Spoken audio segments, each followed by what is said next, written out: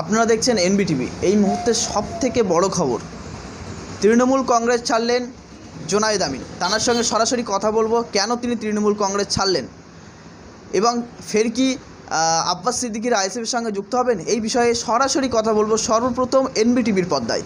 এনবিটিভিতে আপনাকে স্বাগত জানাই। ধন্যবাদ সবাইকে। আপনি কেন তৃণমূল কংগ্রেস ছাড়লেন? আপনি তৃণমূল কংগ্রেসে ভোট প্রচার করছিলেন, কেন তৃণমূল কংগ্রেস ছাড়লেন? দেখুন, এটা গণতান্ত্রিক দেশ। আমি আগেও বলেছি, এখনও বলছি, সবার ব্যক্তিগত অধিকার রয়েছে কে কী করবে না করবে। আমার হয়তো তৃণমূল কংগ্রেস ভালো লেগেছিল, মনে হয়েছিল যে হয়তো এরা কিছু ডেভেলপমেন্ট করতে পারে, সেই চিন্তাভাবনা নিয়ে আমি এগিয়েছিলাম। কিন্তু এখন দেখলাম যে আমার জন্য হয়তো কিছু লোকের কিছু প্রবলেম হয়ে যাচ্ছে, যার জন্য আমি আজকে রাজনীতি ছেড়ে দিলাম। কিছু লোক বলতে কারা? দেখুন, কটা মানুষের আর নাম করে বলবো, আচ্ছা আপনিও থাকতে পারেন তার মধ্যে। আপনি একটা সাংবাদিক লোক, ঠিক আছে, আপনি আমার কাছে আসেন কোনো একটা স্বার্থে। আপনার যদি স্বার্থটা নাই মিটে, তাহলে আপনি আর আমার কাছে আসবেন না, এরকম কিছু। তৃণমূল কংগ্রেস ছাড়লেন, তাহলে কি আপনার নিজের দুলাভাই অর্থাৎ পীরজাদা আব্বাস সিদ্দিকী তানার আইএসএফ দল, সেই আইএসএফ দলে কি যোগ দেবেন? জি না, আমি আজকের পর থেকে আমি পীরজাদা জোনায়েদ আমিন, আমাকে আজকের পর থেকে রাজনীতির ময়দানে কেউ আর দেখবে না।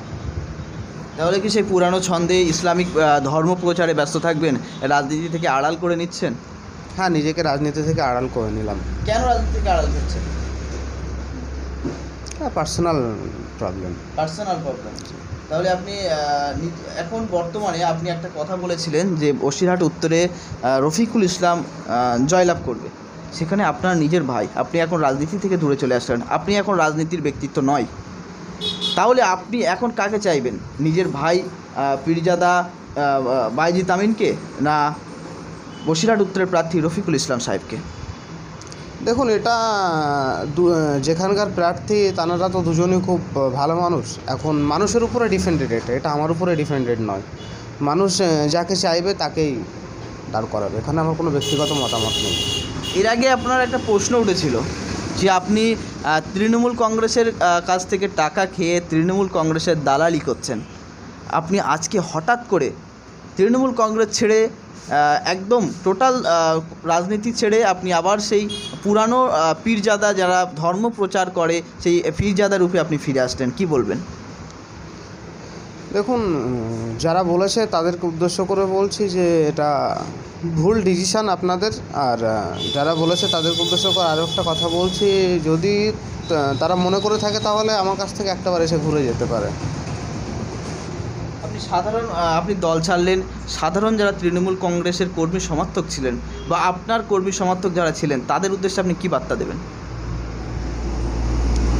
তাদের উদ্দেশ্যে বার্তা একটাই দেবো, যেটা করলে ভালো হয়, যেটা করলে সমাজ বাঁচে, যেটা করলে মা বেটির ইজ্জত বাঁচে, যেটা করলে দেশ বাঁচে, সেটাই করতে বলবো। আগামী দিনে আপনার পরিকল্পনা কি আছে? এই রাজনীতি ছেড়ে আবার পীরজাদা রূপে আপনি ফিরে আসলেন, আগামী দিনে আপনার পরিকল্পনা কি আছে? আগামী দিনের পরিকল্পনা আল্লাহ যেভাবে চালিয়ে নিয়ে যাচ্ছিল, এই দরবার জলসা, এতটুকুতে এনাফ। যদি আমরা শুনেছি আপনার সঙ্গে পীরজাদা আব্বাস সিদ্দিকীর কোনো এক পারিবারিক সূত্রে মতবিরোধ বা কথা আলাপ হয় না, তো সেক্ষেত্রে যদি আপনাকে পীরজাদা আব্বাস সিদ্দিকী ফোন করে এবং যদি বলা হয় যে আইএসএফের হয়ে প্রসার করুন এবং রাজনীতিতে আসুন, কি বলবেন তাকে?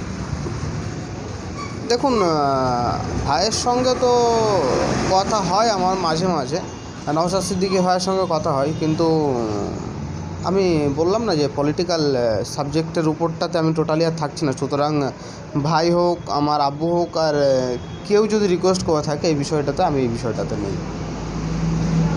সাধারণ মানুষদের কী বলবেন? সাধারণ মানুষদের কোন দিক থেকে?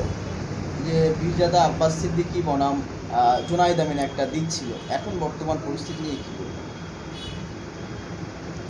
তানাদেরকে একটা কথা বলবো, যেটা করলে দেশ বাঁচে, যেটা করলে গণতন্ত্র বাঁচে, সেটাই করার জন্য। আর আমার কথায় কেউ যদি ব্যথা পেয়ে থাকে, আশা করি অনেক ভয়েস রেকর্ডার বা অনেক কিছু শুনেছেন, তাহলে আমাকে ছোট ভাইয়ের চোখে দেখে আমাকে মাফ করে দিতে। আপনারা শুনলেন নিজের মুখ থেকে পীরজাদা জোনায়েদ আমিন ভাইয়ের কাছ থেকে। তিনি হঠাৎ করে রাজনীতি থেকে প্রস্থান করলেন এবং তিনি আবার বললেন যে আমি রাজনীতির ময়দান থেকে বিদায় জানালাম এবং ঠিক কী উদ্দেশ্যে বিদায় জানালেন সেই সরাসরি আপনাদের সর্বপ্রথম দেখালাম এনবিটিভির পর্দায়।